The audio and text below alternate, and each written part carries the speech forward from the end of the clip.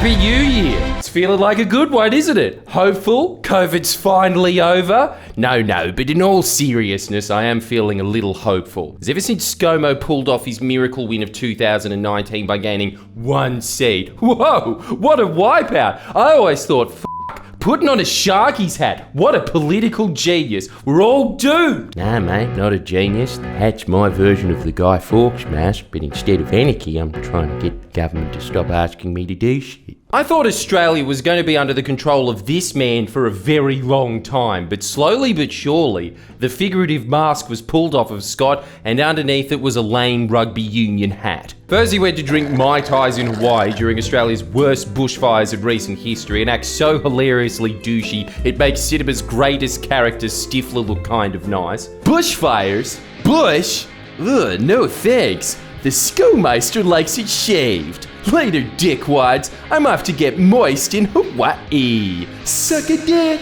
Then in the early stages of the pandemic, he kind of forgot to do the 2 things he's responsible for. He fucked up the response in the aged care sector where the vast majority of deaths occurred. But more importantly, sorry oldies, fucked up the economic response, becoming one of the highest taxing governments in recent Australian history and then giving tens of billions of your tax dollars to companies that didn't need it. He did at least manage to successfully pull off a vaccination ad campaign. The only problem was, he didn't buy any vaccines. He left that to a Prime Minister from like a decade ago. Guess that makes me Finch from American Pie, c***. Say hi to your mum for me, Scomeister.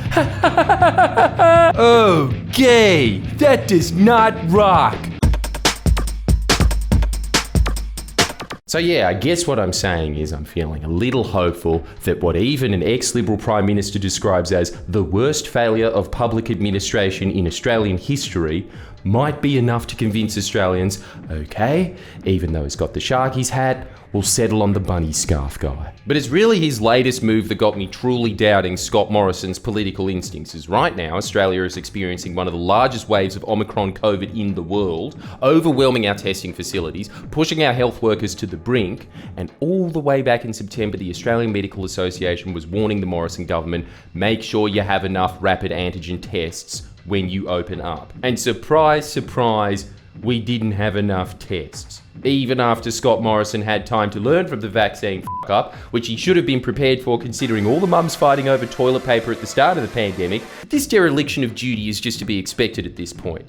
It's what he said when the experts recommended that he makes these tests free that is truly baffling. By making that policy very, very clear, then that means the private market, whether it's in the big warehouse pharmacies or the other pharmacies or the supermarkets, they can now go and stock their shelves with the confidence that they won't be undercut by the government. No dressing it up and being fiscally responsible. That was remarkably honest for a man who has built his entire career on spin. He doesn't want to undercut business.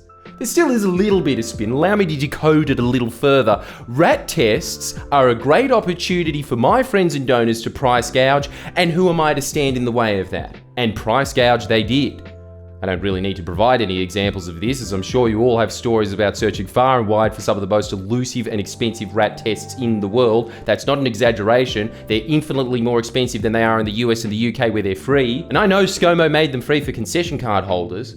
But why? If you're really worried about the economics of it, surely it'd just be cheaper and easier to make the tests universally free as Albo was calling for. It really seems like Scott Morrison wants to force a section of the populace to buy these tests in order to deliberately help companies price gouge, which is just such a pattern of the pandemic around the world. Politicians using their power to advance private business interests, especially in the Liberal Party. Look at Dave Sharma, who apparently, just coincidentally, manages to buy stocks in companies right when they secure bailouts and government contracts. If you want investment tips, you should just copy Dave Sharma's portfolio. I reckon you'd be guaranteed to make bank. Friendly Geordie's is not a financial advisor. That was a joke. Don't take my advice. Nah, but I probably am going to take my advice.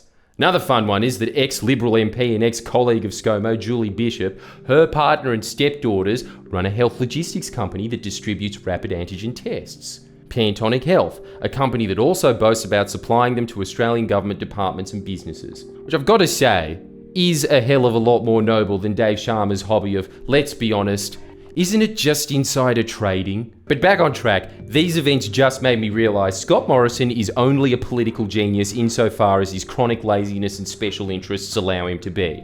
You really can describe Scott Morrison's government in 2 words: corrupt and lazy. Putting on a Sharky's hat, that's easy, but ordering the one thing he needs to be ordering as Prime Minister, I haven't had a holiday in 2 months, mate. Scotty's getting tired. let alone putting our tax dollars to supplying those critical tests to all Aussies, no, Scott reckons a better use of it is to gift it to the same companies that then price gouge these tests. After all, don't want to undercut business, or at least Scott Morrison doesn't want to undercut business.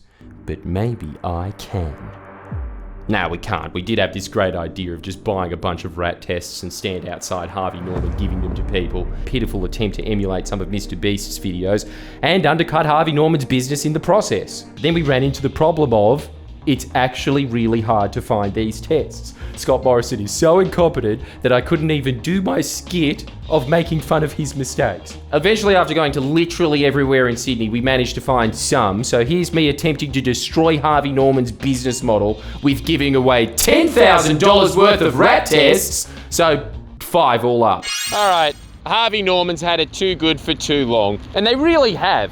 Barbecues and over-padded chairs. How are you still in business? Well, I've got a feeling this is going to be the straw that breaks the camel's back. Every last one of the rat tests left in Sydney, 5. In the several 7-Elevens that we checked at least anyway. We just realised it actually is a good question. How is Harvey Norman still in business? Look at how much real estate agents they take up. And there is no customers. Except us. We wanted to go in because we wanted to buy some earphones so that we could film taking them down, which ironically would have added so much more business than these 5 tests. So we thought against it. You just lost yourself a customer, Harvey. That guy up there. Oh, this person. Go. Excuse me, sir. Would you like a free rat test? No. But they're free. Is it? Yeah. You can price gouge these to the shit. This is, you know, these are like more overcharged than diamonds. Thanks. No worries. Okay. Go the ties. Oh wait, it's a timber store. No, well, yeah. I'll tell you what's the real scam. Scott Morrison, vote Labor. You're gonna get bashed very quickly.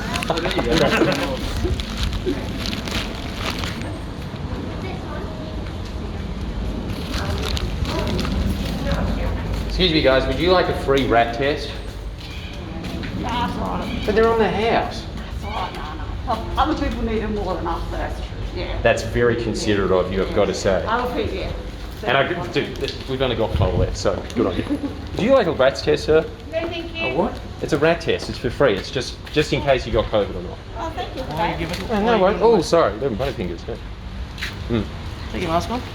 Huh? Take your mask off for a second. You'll be. You on YouTube? Yeah. Yeah. Nice to meet you. Thank you for watching. Yeah. I support you.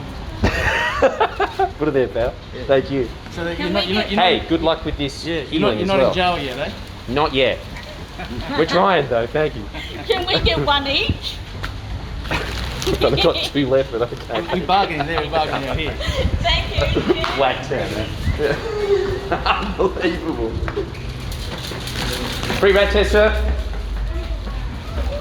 Oh, excuse me, sir. Would you like a free rat test?